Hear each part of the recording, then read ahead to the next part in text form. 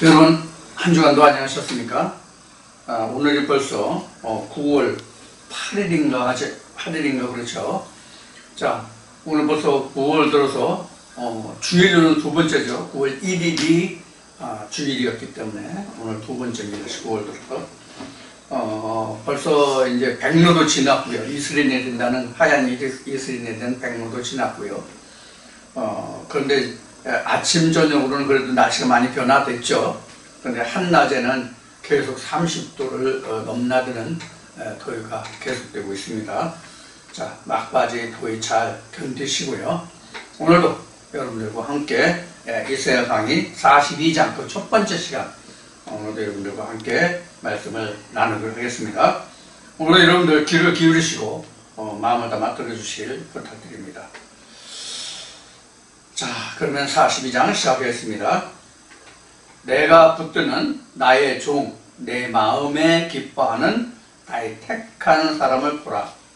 내가 나의 신을 그에게 주었은즉 그가 이방에 공의를 베풀리라. 이렇게 42장 1절에 기록하고 있습니다.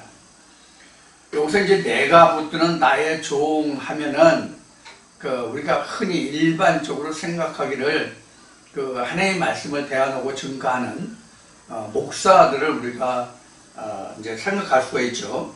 내가 붙드는 나의 종, 그러니까 하나님. 여기서 내가는 이사야가 이 말을 하고 있지만 지금 하나님이 말씀하시는 거죠. 하나님이 이사야의 입을 통하여 말씀하시는 거죠. 그러니까 그래서 내가 붙드는 나의 종 이러는데, 이 종이라는 것은 우리가 영어에는 그냥 서벤트, 그냥 종이라는 단어로 그냥 직역해서 그냥 썼어요. 서벤트, 종이라는 말로 썼는데, 여기 종이라는 것은 그 다음에 나오는 내 마음에 기뻐하는 나의 택한 사람 이러잖아요. 그러니까 하나님이 붙드는 종은 하나님이 기뻐 택한 사람이라는 뜻이란 말이에요. 여기서 택했다는 것이 이제 우리가 일반적으로 택했다는 것은 많은 것들 중에서 하나를 이렇게 골라내는 게 택한 거잖아요. 우리는 일반적으로 많은 것 중에서 그냥 골라냈다, 자기가 마음에 드는 것으로 골라냈다, 이런 그 해석이 가능한, 그게 타당한 이제 설명인데, 택했다는 것은. 그런데 성경에서 택했다는 것은 어떤 의미로 우리가 이 택했다는 것을 이해해야 되냐면 시험을 거쳤다라고 우리는 생각을 해야 됩니다. 하나님이 모든 시험을, 그렇게 연단한 돌 이런 말씀이 있죠. 성경에 보면. 그러니까 모든 시험과 시련과 모든 과정을 다 거친 자가 여기서 택했다는 뜻이에요. 그냥 많은 사람들 중에서 우리가 전에도 이야기 한 적이 있지만은 교회 다니면 좀 믿음이 좋고 순종을 잘하고 목사 말을 잘 듣고 그리고 또 일을 열심히 하고 그러면 당신은 하나님이 좋은 사역자야, 그런 탤런트를 타고났다고 그러나 그런 얘기를 하면서 너는 한번 신앙을 해봐라, 이런 얘기를 해가지고 이제 우리가 신앙을 해서 목사 안수를 받고 그래서 이제 목사에 지임하는 그런 사람들이 이제 많이 있잖아요. 이러한 것이 택했다는 뜻이 아니란 말이에요. 이렇게 많은 사람들 중에서 또는 많은 물건들 중에서 그 중에서 어느 하나를 자기 마음에 택하는 것, 이것을 선택했다, 택했다는 뜻이 아니다는 얘기예요. 우리가 이제 청춘 남녀들이 결혼하면 결혼 상대를 남자 여자 막론하고 많은 남자들, 많은 여자들 중에서 하나를 택하잖아요. 그럼 자기가 한눈에 반했네, 첫눈에 반했네, 뿅 갔네, 이런 이야기를 하지만 결국은 그런 과정을 거쳤는데도 불구하고 시간을 두고 우리가 흔히 하는 얘기로 연애를 한다고 이제 그러잖아요. 그럼 그 연애를 하는 기간에 자기가 상대방에서 이것저것 다 나름대로 시험을 다 해본 결과가 되거든요. 그래서 자기가 결혼 상대로 정하면 그것이 이제 선택한 거잖아요. 그러면 연애가 바로 뭐냐면 선택하는 시험하는 과정이란 말이에요. 이제 그런 것과 같다는 얘기예요. 그래서 많은 사람들 중에서 많은 물건들 중에서 자기 마음에 합하는 것을 하나를 골라냈다 그런 뜻이 아니라 모든 시험과 연단을 거친 것이 바로 택했다는 뜻이에요. 그러니까 하나님의 시험에 합격했다. 시험이라는 게 실력과 능력 이런 것을 체크하는 것도 되겠지만은 그 사람의 무게와 넓이와 지식과 이런 모든 것을 다 달아보았다. 이것도 이제 그 테스트잖아요. 이제 그런 것을 거친 사람을 바로 여기서 내가 택한 종, 내가 붙드는 종, 내가 택한 사람, 이제 이런 뜻이란 말이에요. 자, 그래서 이제 1절에 그리고 그런 사람에게 내가 나의 신을 그에게 주었은즉 이렇게 됐어요.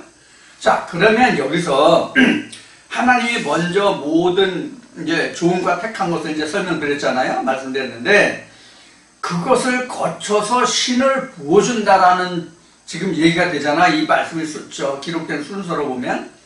그런데 하나님은 사실은 하나님의 말씀 하나의 신을 부어서 그것을 어떻게 운영하는지가 사실은 시험과 연단이고 그것이 그 과정이 바로 택한 거가 되는 거예요. 사실은 뭐냐면 그 하나님의 신으로 하지 않으면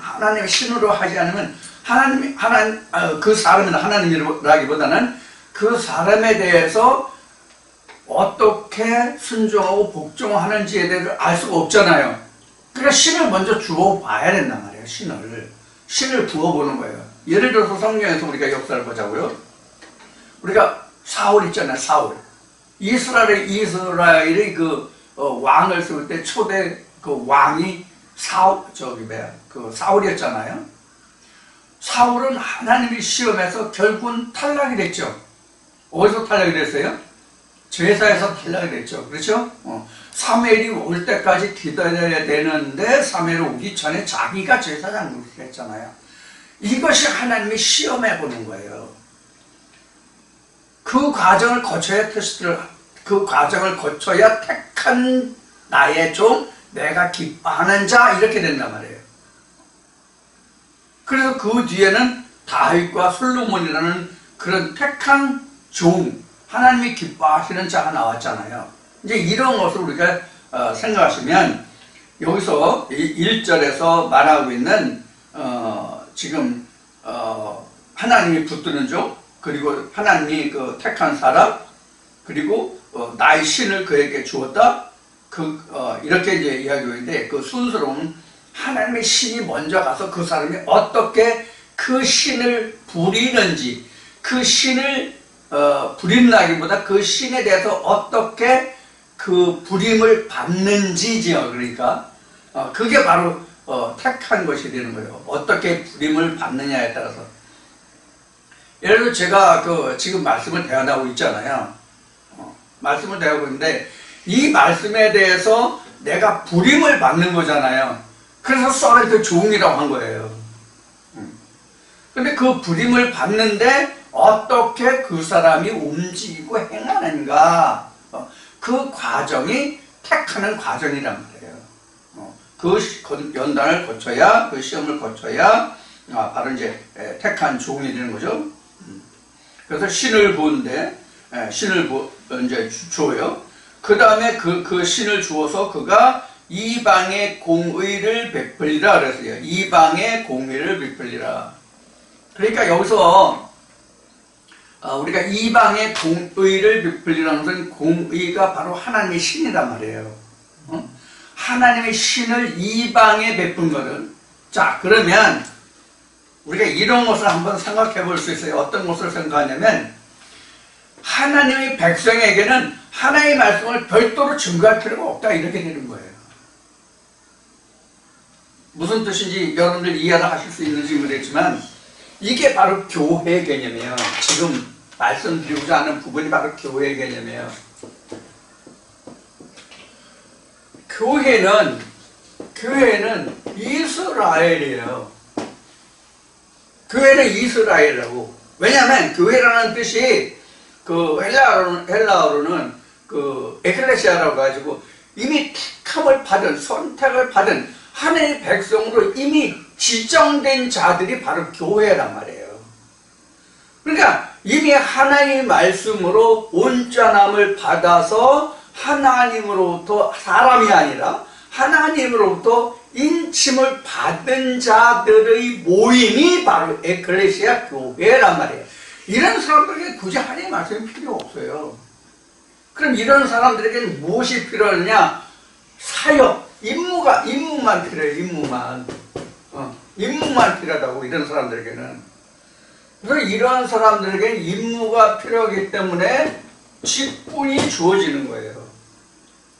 그래서 에베소서인가 그 말씀을 보면은 예수 그리스도 한 사람을 인하여 목사도 있고 장로도 있고 집사도 있고 뭐 교사도 있고 뭐 이런 그 직분이 주어졌잖아요. 늘 말씀드리지만 직분이지 직위가 아니에요. 직분이지 직위가 아니라고, 직분이라고. 한 성령 안에서 각자 할 일을 나누어서 분담해서 하는 거예요. 그래서 직분이에요. 그래서 사실 직분을 가진 자들은 이미 교회가 된 자들이어야 맞는 거예요. 무슨 뜻인지 이해하시겠어요? 우리는 현재 교회에서 목사, 장로, 권사, 뭐 집사, 그것도 안수집사, 서리집사 뭐 해서 이제 그런 직분들이 있잖아요.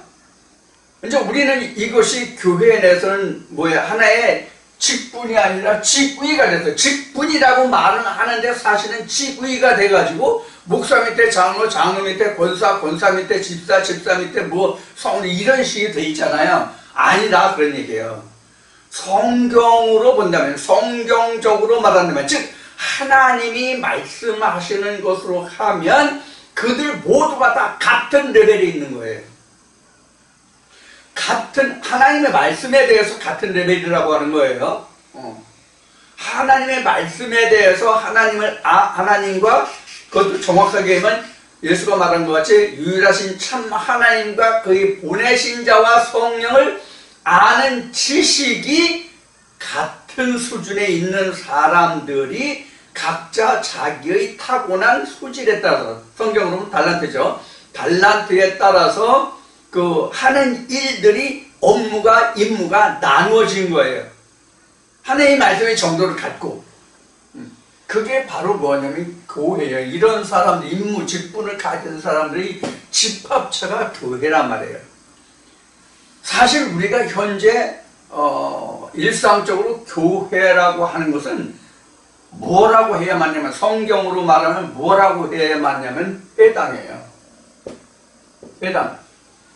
가르침을 받기 위해서, 그러니까 교회에 이르지 못한 그런 사람들이 모여서 이런 교회가 가지고 있는 하나님의 말씀의 능력과 지식을 증거받을 그런 모임이, 장소가 바로 회당이란 말이에요. 그래서 예수도 회당에 모였을 때에 이렇게 이제 성경에 복음서에 보면 나와 있죠. 바로 그런 거예요. 그래서 지금 여기에서 이방의 공의를 전한다고 하는 것은 이렇게 된 사람들이 아닌, 즉 회당에 모인 사람들은 사실 이방이네요. 자, 그러면 전에도 얘기했지만, 전에도 이제 말씀에서 증거할 때 이런 말씀을 드렸지만, 이방이라는 것은 성경에서 보는 하나님의 말씀으로 치리되는 이스라엘이라는 나라가 있잖아요. 이스라엘이라는 나라 외에 그 주변 열방을 우리는 이방으로 생각하고 있지만, 실제 바울이 증거한 이방인은 하나님을 모르면 다 이방이에요. 하나님을 모르면 다 이방인이라고. 그러니까 이 회당에 모인 사람들은 이방인이라고. 교회만 이스라엘의 교회만. 이런 의미를 여기서 봐야 돼요. 그러니까 이 사람들은 별도로 하나님의 말씀을 그 증거할 필요가 없다고. 왜? 신하는 똑같이 다 하나님 지식에 이미 이르렀는데. 한 예를 들자고요. 자, 사도 바울이 복음 전도 여행을 많이 했잖아요, 이방에. 근데 아볼로라는 사람을 만났잖아요. 지지난 주가 말씀드렸듯이 아볼로라는 사람을 만났잖아요. 근데 아볼로가 성령을 모르는데 유일하게 그 아볼로만 유대인들과 들여서 성경으로 말씀으로 해서 이겨. 그 소리가 싸워서 언쟁을 해서 이겨. 변론해서. 그래서 이제 사도 바울이 불러가지고 네가 말씀을 전할 때 성령을 아느냐라고 그러니까 성령이 뭐지 난 들어보지도 못했다. 이런 이제 그 말이 나오죠. 그런데 사도들이 아볼로를 불러다가 성령이 하나씩 가르쳤잖아요. 전하셨잖아요.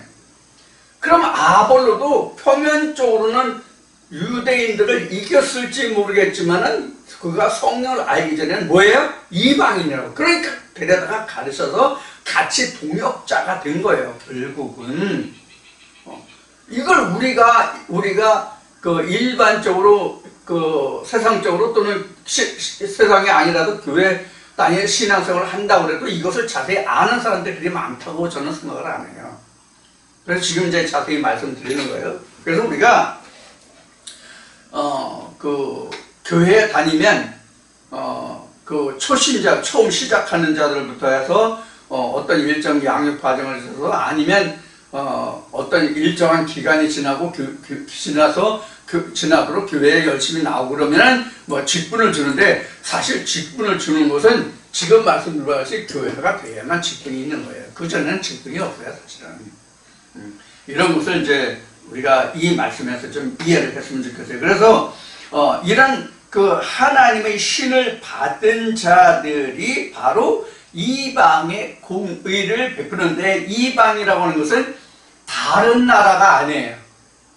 같은 교회에 있을지라도, 지금 이 말씀을 듣고 있을지라도 아직 내가 말씀의 궤도에 올라서지 못했으면 사실은 이방인이에요. 정확하게 말하면, 성경적으로 말하면. 그럼 우리가 이런 면을 보면은 이제 구약에서 우리가 지금 이제 이사야서도 구약이지만 구약에서 우리가 보면 여러분들 엘리야와 엘리사 아시죠? 엘리야와 엘리사를 우리가 아는데 이게 하나님의 선지생도라고 나와 있죠. 바로 이런 거예요. 선지생도예요. 이 선지생도라고 하는 것은 완전히 이방인이 아니에요. 완전히 하나님을 모르는 자가 아니야. 하나님을 알되 아직은 좀 어느 궤도에 올라서지 못했다는 뜻이에요. 그런데 엘리사가 엘리야 밑에 있었잖아요. 뭐 그것을 그가 밭을 갈고 있었다로 12결이 서로 밭을 갈고 있었을 때 엘리야를 만났는데 성경 보면 그렇게 나와 있죠.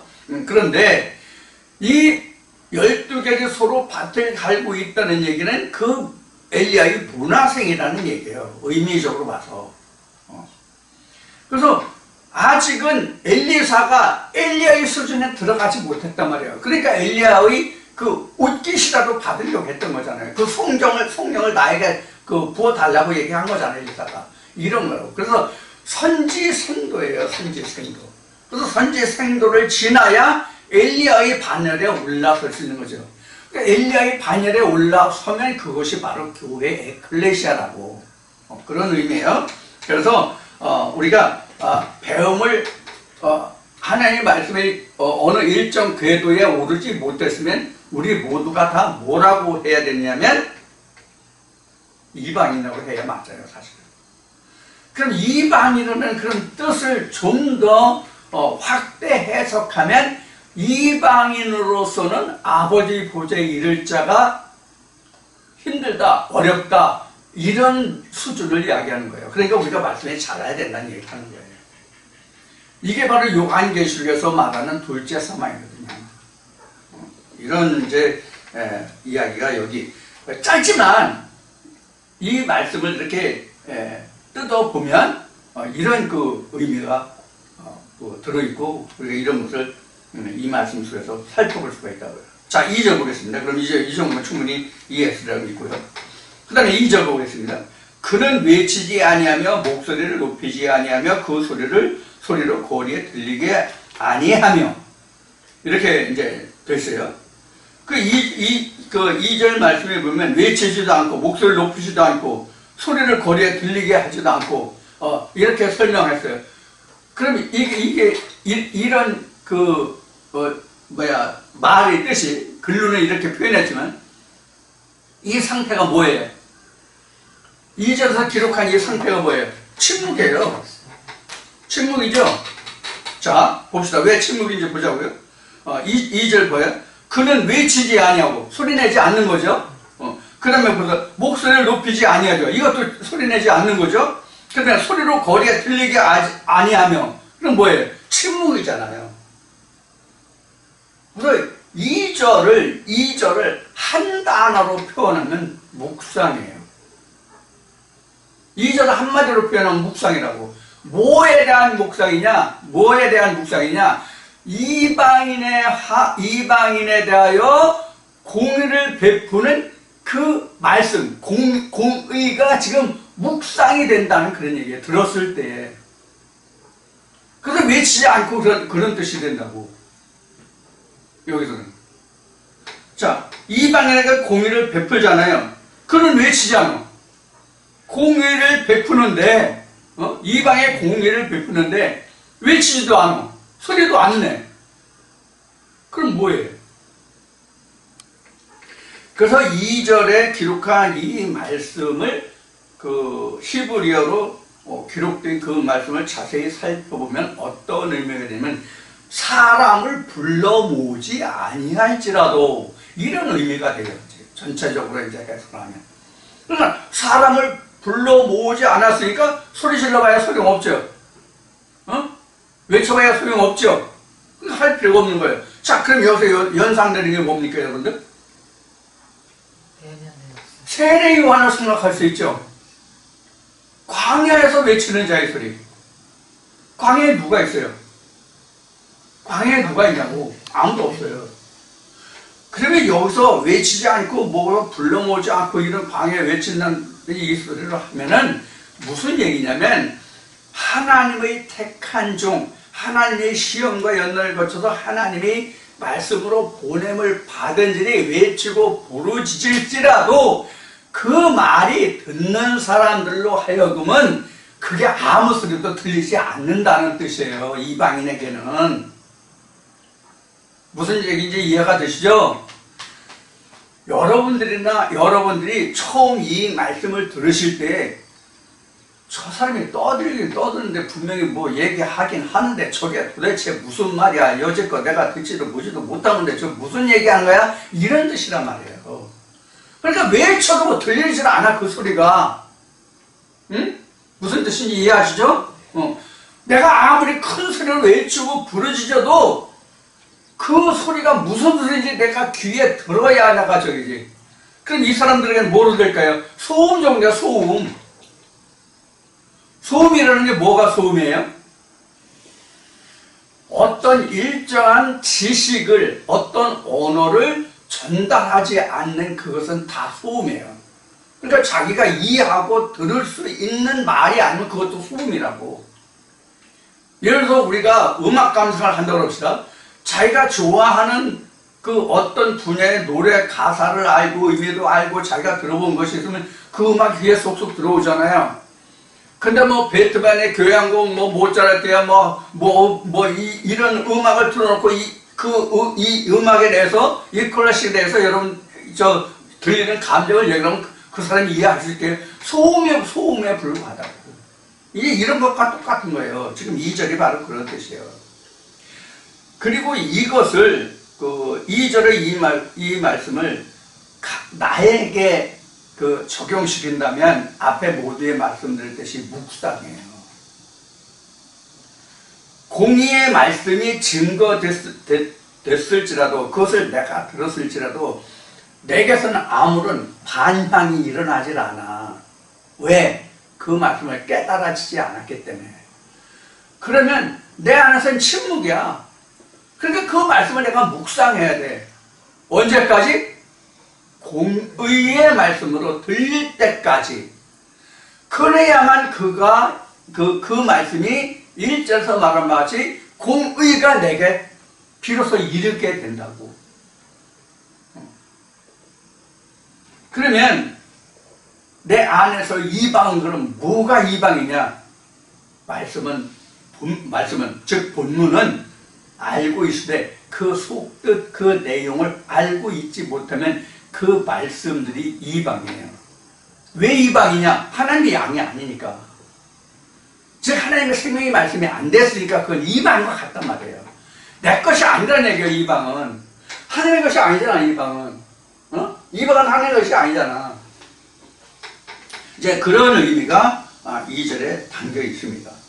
자, 그래서 3절은 상한 갈대를 꺾지 아니하며 꺼져가는 등불을 끄지 아니하고 진리로 공의를 베풀 것이며 이렇게 되어 있어요.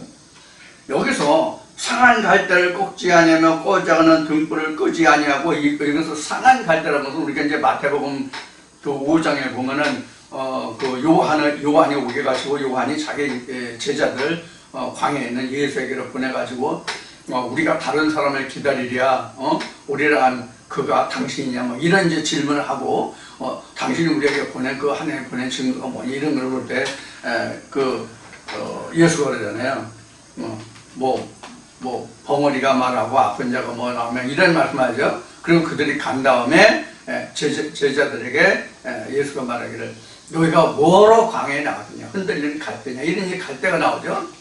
이 갈대라고 하는 것은 우리가 그 바람에 휘날리는 부질없는 그 세상의 풍파에 흔들리는 것을 이야기하거든요. 그래서 갈대라는 것은 인생을 이야기하고요. 우리는 학교 다닐 때 그 노래 가사에 바람에 날리는 갈대와 같이 여자의 마음 흔들려 뭐 그런 그 가곡 노래를 배운 적이 있는데 그런 여자의 마음이라든가 그런 것을 얘기하는 게 아니라 인생의 부질없는 세상의 풍파에 요동하는 부질없는 인생을 말하는 것이 갈대거든요. 근데 이 갈대로 성경에서 갈대라고 하는 얘기는 또 어떤 의미가 있냐면 총량자가 갈대예요. 총량자가 갈대라고요. 그래서 왜 총량자냐면 그 영어로는 그 갈대가 리드인데 이 그 갈대가 그 높이 자라잖아요. 근데 갈대가 높이 자라서 바람이 불면 잘 날려요. 키가 크기 때문에 잘 날리는데 갈대가 어떤 특징이 있냐면 마디가 곧다고 이렇게 마디가 곧아요. 그래서 요 곧은 줄기 이것을 의미해서 이게 그 갈대가 청량이라는 의미가 있어요. 갈대가. 그래서 여기서 상한 갈대를 꺾지 아니하며 하는 것은 성경에서 청량은 말씀이잖아요. 말씀이 청량이잖아요. 말씀 청량인데 그 온전치 못한 말씀에 그것을 없애버리지 않는다는 뜻이에요. 꺾지 않는다는 뜻. 그 성경적으로 해석하면 그렇게 그 설명해야 가장 맞는 얘기예요. 그래서 그 꺼져가는 그러니까 온전하지 못한 그런 말씀을 온전히 바르게 세우는 꺾어버리지 않고 그러니까 너는 그것도 몰라 그것도 몰라 그것도 몰라 하는 게 아니라 그건 이런 거야 저런 거야 하고 그 말씀을 바로 세워주는 게 바로 이제 여기서 갈대의 청량이라는 의미를 얘기하는 거고 이것이 온전치 못하면 청량이 안 되잖아요. 그래서 온전하게 말씀을 알지 못한다고 할지라도 그것을 타박하고 나무라고 그러지 않는다는 뜻이 상한 갈대를 꺾지 않는다는 뜻이에요. 실제로 그 상한 갈대는요, 아무런 쓸모가 없어요.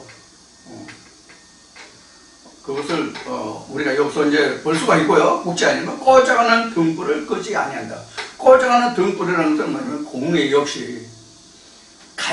갈대도 그 말씀의 상태를 얘기하는 것이라면 여기서 꺼져가는 등불도 바로 이 말씀을 얘기하는 거예요. 공의, 진리, 그 뒤에 보면 진리, 공의가 나오는데 이 진리, 공의를 말하는 거예요. 왜 진리, 공의가 등불이냐면 1절에서 나의 신을 그에게 주었다라고 되어 있잖아요. 이 신이라는 말이 뭐냐면 그 창세기 1장 2절과 3절로부터는 첫날 빛이 있잖아요. 이게 루아흐거든요. 루아흐가 요한복음 1장에서는 그 사람들에게 빛이 돼 있다고 그 증거하고 있잖아요. 그래서 이 등불이라는 것이 그래서 루아흐 하나님 신과 같이 증거되는 말씀이에요. 공의도 마찬가지. 그럼 여기서 갈대라는 것을 지금 그 청량도 얘기하고 말씀으로도 얘기하는데 이 상한 갈대라는 것은 바로 하나님의 말씀에 온전히 세움을 받지 못한 각자의 심령의 사실은 갈대예요. 그러니까 흔들리고 요동하는 거죠. 이건 이제 저건 좀 확실치 않으니까. 자, 이렇게 이제 설명을 드릴 수 있고요. 그래서 쇠하지 아니하고 진리로 공의를 베풀 것이며 4절에 보면 그는 쇠하지 아니하며 낙담하지 아니하고 세상에 공의를 세우기에 이르리니 소음들이 그 교훈을 앙망하리라. 이렇게 되어 있어요. 그러니까 지금 이 4절까지가 보면 하나님이 붙드는 종, 그리고 택한 사람, 그리고 그 하나님의 신을 부음을 받은 사람, 이 사람에 대한 이제 설명이에요. 그러니까 쉬운 얘기로 이제 하나님이 그 예수가 말하는 거는 유일하신 참 하나님과 그에게로부터 보냄을 받은 자, 이런 사람을 얘기하는 거죠. 이런 사람은 쇠하지 아니한다. 그 다음에 낙담하지 아니한다. 세상에 공의를 세우기에 이른다. 이제 이런 얘기죠. 그러면 쇠하지 아니한다는 얘기는 사람이 여기서 이제 이사야가 이제 그 역할을 하는 사람이잖아요. 이사야 자체가 쇠하지 않는다는 뜻이 아니라 공의가 하나님의 신이 쇠하지 않고 낙담하지 않는다는 뜻이에요. 사람은 쇠하고 낙담할 때가 많아요. 사람은 낙담하고 사람이 쇠하지 않을 수가 없잖아요. 하나님이 인생을 만들 때 쇠하게 만들었고 생로병사를 인생에게 주었기 때문에 사람은 쇠하지 않을 수가 없다고. 공의만, 루아흐만, 하나님의 신만 쇠하지 않고 낙담하지 않는 거예요. 그래서 이제 그 말씀에 이런 말씀이죠. 하나님 입에서, 내 입에서 나간 말이 내게 다시 헛되게 돌아오지 않고 그 말씀을 받은 자에게 그 말씀을 이루게 하고 성취하게 해서 하나님 그 말씀이 땅에 떨어지지 않게 한다. 나는 인상이 아니고 신이기 때문에 내가 한 말에 대해서 내가 어떤 후회함이 없다. 이런 그 말씀이 있잖아요. 그것을 연상하시고 그런 말씀을 참고하시면 될 것 같아요. 그래서 이런 그 사람에 대해서, 즉 하나님이 종이나 택함을 받은 자, 그리고 하나님의 신을 받은 자는 어떻게 되냐? 공의를 세우고 서원들이 그 교훈을 앙망하라. 서원들 이미 그 앞에서 얘기했죠. 섬들이라는 것은 그 멀리 떨어져 있는데, 섬은 물 가운데 있는 게 섬이죠. 물 가운데 있는데 아직 무태 육지의 본토에 이르지 못한 땅의 섬이란 말이에요. 그래서 하나님의 말씀을 사모하는 그런 자들이 바로 섬들이에요. 그런 의미로 이제 이미 말씀을 드렸는데, 그런 섬들이 교훈을, 하나님의 종 택한 자의 그런 교훈을 앙망할 것이다. 그런 얘기죠.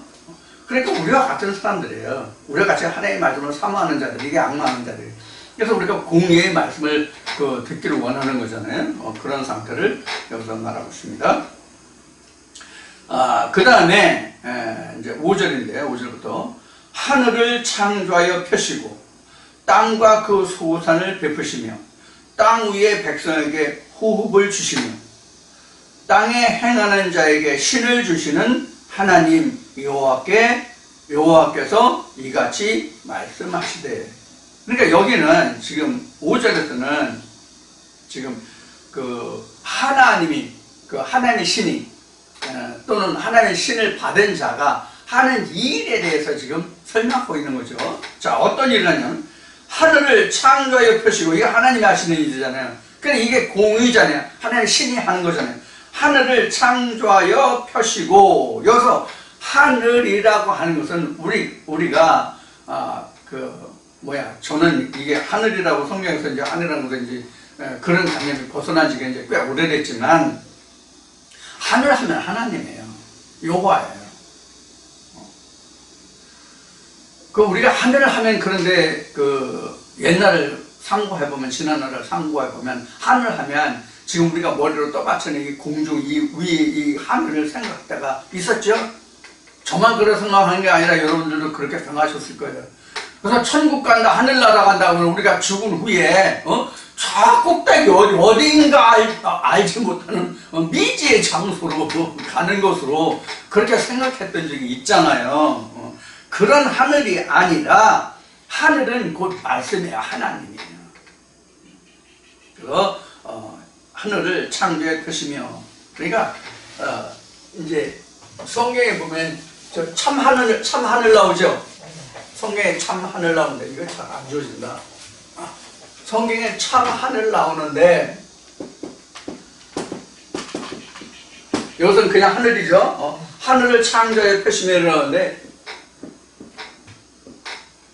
하늘이 하늘이 이게 이제 교회의 모습이죠. 그리고 각자이기도 하고요. 각자 나의 모습이도. 그럼 하늘이 어디가 하늘이에요? 이거 다 하늘이에요. 다 하늘이라고. 하나님이 창세기에서 말씀하신 거로 보면은 여기가 지성소고 여기가 성소고 여기가 땅이잖아요. 그러니까 사실은 다 하늘이라고. 이게 왜 하늘이냐? 이게 다 물들이잖아. 물들이잖아. 이 물들인데 물은 다 하나님을 말하잖아. 근데 똑같은 하나님을 물이라고 해서 하나님을 말하는데, 여기는 세상 것으로, 즉 땅의 것으로 말하고, 여기는 하나님의 그림자죠. 이게 이제 궁창이라고 그래가지고요. 샤마이면은 궁창이죠. 여기는 하나님의 그림자로 말하고, 그러니까 이건 형상이에요. 형상으로 말하고. 그러니까 이 형상이 엄청 많은 거야. 여기도 땅도 엄청 많은 거야. 이렇게 되죠? 여기만 참 하늘이라고. 여기만. 이게 여기만 참 하늘인데 여기는 그래서 창세 원리로 창세기 1장에서 하나님이 그 기록하신 말씀의 정의로 보면 여기가 민물인데 이거는 일곱째 날까지 둘째 날에 지어진 인물이 한 번도 바뀌고 변한 적이 있어요, 없어요? 없잖아요. 그래서 여기만 참 하늘이에요. 그래서 여기서 5절에서 하늘을 창조하여 펴시고, 이 하늘을 창조한다는 건 이걸 얘기하는 거예요. 근데 이 하늘을 창조하여 펴시고, 이게 바로 공의죠. 그리고 공의고 이게 진리죠. 진리죠. 이걸 누가 해요? 하나님의 택한 종, 그렇죠? 하나님의 신을 받은 자, 이렇게 이제 설명하고 있는 거죠. 이 사람이 이거에 대해서 설명한단 말이에요. 참 하늘에 대해서. 그러니까 유일하신 참 하나님과 그의 보내신 자에 관해서 말한단 말이에요. 그러면 우리가 이 말씀을 처음 들을 때에 그 다음 2절에 나온 같이 이 말을 우리가 처음부터 알아듣냐고. 이게 2절의 말을 이렇게 알아듣고 이렇게 알아듣고 여기로 알아들으면 그래도 여기로 올 수 있잖아, 금방. 그죠? 근데 여기로도 못 들어. 여기로도 못 든다는 얘기는 내가 일반적으로 교회 다닐 때 들었던 말씀으로는 이 말씀이 해석이 안 돼. 그러니까 이 말과 이 말이 같이 혼동이 되니까 얼마나 소란스러워. 그러니까 안 들리는 거야. 외친 자의 소리가 안 되는 거야. 외친 자의 소리가 되면 어떻게 돼요? 세례 요한이 얘기한 것 같이 외친 자의 소리가 되면 어떻게 되냐고. 내 뒤에 오시는 이가 오잖아. 근데 그게 안 들린단 말이야. 그러니까 외치고 부르시고 소용없어. 이제 그런 의미를 앞에 이제 설명을 드린 거예요. 이런 의미가 이제 여기 들어있다. 그래서 우리가 좀 하나님 말씀을 우리가 본다는 것이 그렇게 만만한 게 아니에요. 다른 목사님들은, 유명하신 목사님들은 제가 다른 말씀도 마찬가지지만은 모든 말씀을 제가 전하는 것에 대해서 뭐 어떻게 비판하고 또 어떤 설명이 나올지 저는 알 수 없지만 또 그것에 대해서 신경 쓸 필요도 없죠. 저는 그냥 하나님이 들려주신 하나님 말씀하신 그 음성만을 전하면 되니까요. 다만 우리가 중요한 것은 무엇이 참이냐 무엇이 진실이냐가 중요하죠. 여기를 받는 그 참과 진실이 바로 뭐냐면 공의고 진리거든요. 근데 공의와 진리는 결론을 가면 이것이 무엇을 얘기하냐면 예수가 공의고 진리거든요. 예수만 공의요 진리거든요. 공의와 진리라고 하는 것은 어떤 것을 말하냐면 우리가 이 세상 사는 동안도 절대로 그 가치가 변함이 없고 동일하고 온전하며 우리의 사후에도 그 말씀의 진가가 변함이 없어야 공의와 진리예요. 그래서 그것만이 아버지 보좌가 된다는 뜻이거든요. 공의와 진리만 아버지 보좌가 된다는 뜻이거든요. 그래서 우리가 사후에 천국을 간다가 아니라 내가 이 세상 사는 동안에 공의와 진리가 되면 그것이 곧 아버지 보좌가 되는 거예요. 그러니까 우리가 이 세상 사는 동안에 천국을 다 이루어야만 내가 죽은 후에도 그 진가가 지금 말씀드린 것이 그 진가가 변하지 않기 때문에 그것이 곧 아버지 보좌가 되고 내가 아버지 보좌에 앉은 것 같이 너도 그 자리에 앉게 하겠다 이렇게 된 거예요. 계시록에. 이 의미가 무엇인지 우리가 잘 들어야 돼요. 이해할 수 있어야 된다고. 자, 그래서 하늘을 창조해 폈다는 얘기는 그런 거고요. 하늘을 창조해 펴면 땅과 그 소산을 베푸시고 땅 위에 백성에게 호흡을 주시며 이렇게 되어 있어요. 자, 하늘이 먼저 있어야 그 땅의 소산이 나올 수 있어요. 하늘이 없으면 땅이 있어도 땅의 소산을 낼 수가 없다고. 하늘이 있다는 얘기는 이 하늘은 앞에도 말씀드린 하늘이 있다는 얘기는 뭐냐면 루하의 빛을 말하거든요. 빛이 없으면 세상의 모든 생명이 존재할 수가 없어요. 빛이 없으면.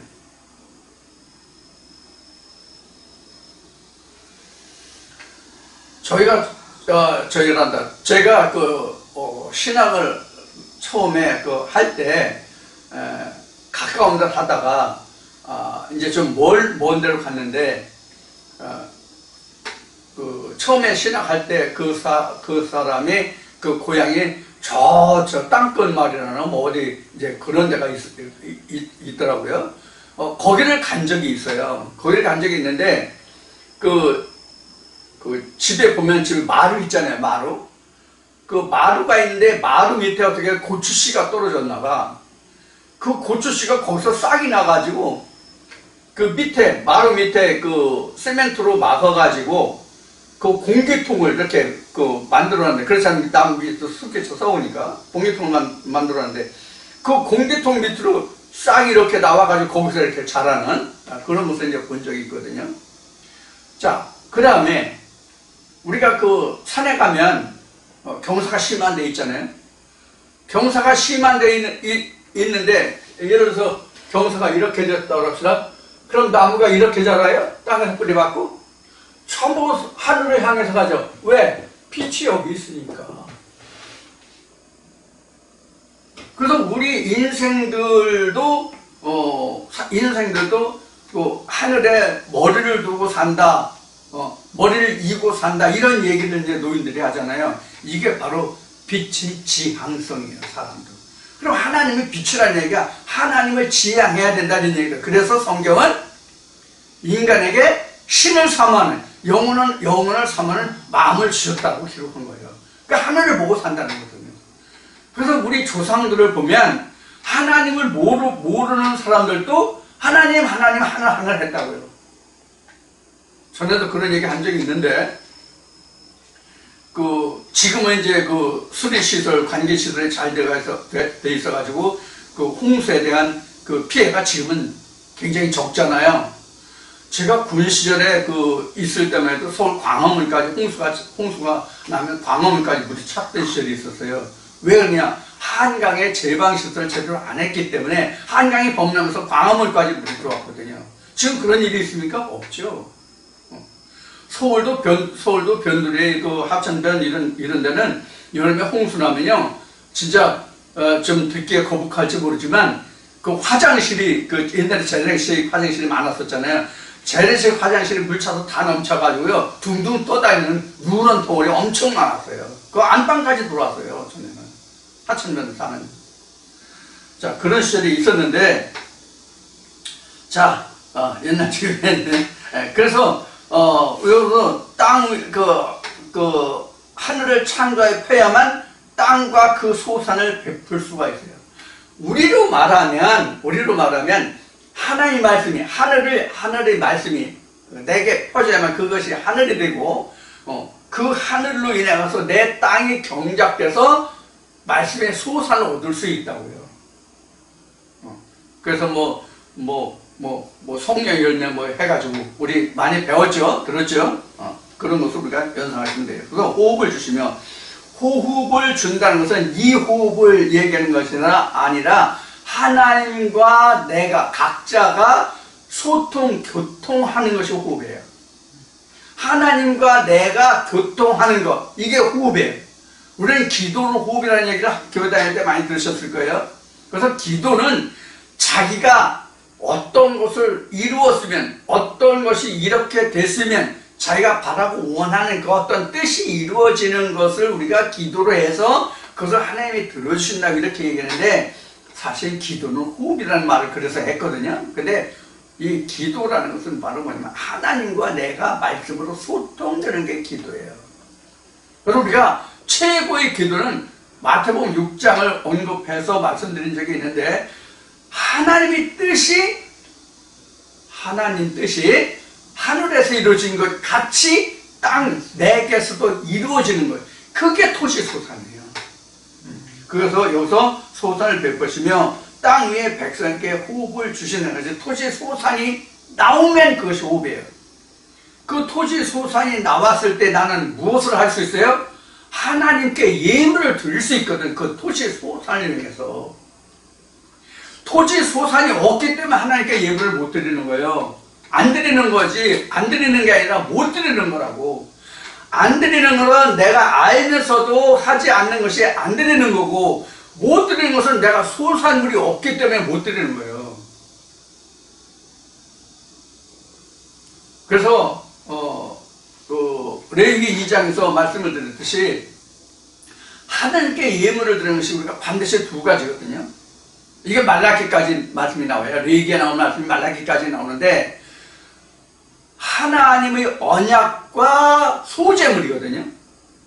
하나님의 언약과 소재물이 하나님께 드릴 거예요. 소재물이 여러분들이 하시는 것으로 보면 뭐냐면 헌금이에요. 그게 소재물이에요, 소재물. 옛날에는 이스라엘 백성들이 토지를 분배받았기 때문에, 가나안 땅에 토지를 분배받았기 때문에 토지 소산을 줬어요. 그래서 공물로 했거든요. 그게 소재물이에요. 그런데 오늘날은 우리가 그 사회가 발전해서 꼭 농사 짓는 사람만 있는 게 아니잖아요. 쉬운 얘기로 이제 월급쟁이지. 그러면은 물질을 받잖아. 돈으로 받잖아. 그럼 돈이 바로 토지 소산이 된 거란 말이에요. 그래서 하나님의 말씀의 소산이 있으면 그것을 상징하는 물질이 뭐냐면 소재물이란 말이에요. 그래서 레위기 2장 13절에 기록된 말씀이 바로 토시소산과 소재물과 언약의 소금을 너희가 소재물을 드릴 때에 이렇게 되는, 소재물을 드릴 때에 언약의 소금을 빼지 말라 이렇게 되거든요. 이것을 정확하게 다시 설명하면 좀 껄끄럽긴 하지만 자세히 설명하면, 너희가 그 토지 소재물, 토시소산 소재물을 드릴 때 너희가 빼지 못할 것을 빼지 않는 그런 언약의 소매라고 그래야 되나요? 그럼 말씀에 대해서 내가 얻어진 것이 무엇 때문에 내가 이 헌물을 한다는 것을 이야기하는 것이 바로 언약의 소금을 빼지 말지라 해요. 그러니까 자기 마음에 하나님의 말씀이 기쁘게 와 닿는 말씀, 깨닫는 말씀, 얻어지는 게 없으면 토지소산이 없는 거예요. 그럼 헌물 없는 거예요, 헌물이. 토지소산이 없는데 어떻게 헌물이 되냐고. 그러니까 내가 교회에 나가니까, 내가 이 교회 출석하니까, 내가 이 목사의 말씀을 들으니까 나 이렇게 헌금해야지가 아니라 이러이러한 말씀이 당신이 주어서 당신이 준 땅에서 이것을 심었더니 이런 것이 나왔습니다 하고 드리는 것이 바로 헌물이거든요. 그렇게 말씀도 함께 되잖아요. 이 말씀이 이렇게 깨달았어요. 교회 가니까 내가 저 목사의 말을 들으니까 헌물한다가 아니라, 그러니까 헌금을 않는다는 것은 바로 뭐냐면 자기 말씀이 깨달은 것이 없다는 얘기예요. 쉬운 여러분, 하나님에 대한 기쁨과 소망이 없다는 얘기예요.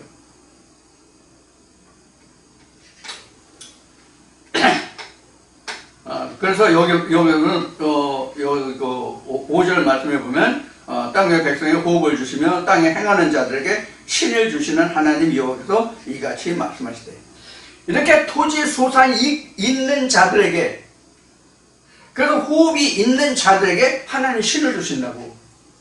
이것을 다시 말하면 자기가 깨달아서 하나님께 드리는 것이 있는 만큼 하나님이 또 신을 부어주신다는 말이에요.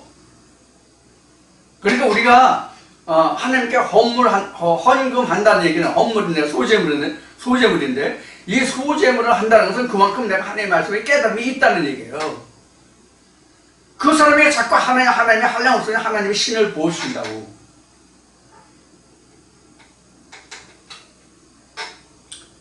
더 얘기하고 싶은데 이 정도만 하겠습니다. 들을 게 있는 자는 성령의 교회에 들어가신 말씀을 듣기를 바랍니다.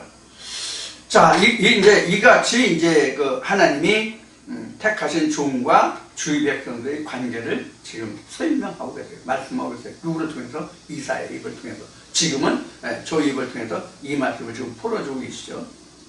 그리고 우리가 똑같은 글자, 똑같은 성경을 보지만 누가 그 속을 들여다보느냐에 따라서 그 단어의, 그 글자의 의미가 전혀 달라지죠. 많이 달라지죠.